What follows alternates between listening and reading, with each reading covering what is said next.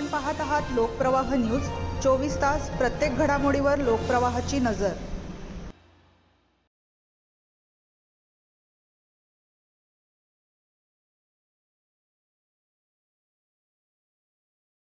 नाशिकच्या गोसावीवाडी चौफुलीवर रविवारी सायंकाळी गोळीबाराची घटना घडल्याने परिसरात खळबळ उडाली। पानटपरीसमोर उभ्या असलेला 32 वर्षीय सुमित अरुण पगारे याच्यावर अज्ञात व्यक्तीने जवळून 2 गोळ्या झाडल्या। दोन्ही गोळ्या पोटात लागल्याने सुमित गंभीर जखमी झाला असून त्याची प्रकृती चिंताजनक असल्याची माहिती आहे। गोळीबारानंतर जखमी सुमितला तातडीने जयराम हॉस्पिटलमध्ये दाखल करण्यात आले।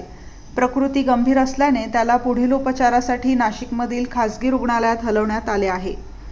पोलिसांच्या प्राथमिक माहितीनुसार सुमित पगारे काही महिन्यांपूर्वी नाशिक रोड मध्यवर्ती कारागृहातून सुटला होता। त्याच्यावर यापूर्वी अंमली पदार्थ विक्रीचा गुन्हा दाखल असल्याची माहिती आहे। त्यामुळे हा हल्ला जुन्या वादातून झाला आहे का या दिशेनेही पोलीस तपास करत आहेत। घटनेची माहिती मिळताच पोलिसांनी घटनास्थळी धाव घेत पंचनामा केला। गोळीबार करणारा हल्लेखोर कोण होता, त्याने गोळीबार का केला आणि या घटनेमागील नेमके कारण काय याचा शोध पोलिसांकडून सुरू आहे।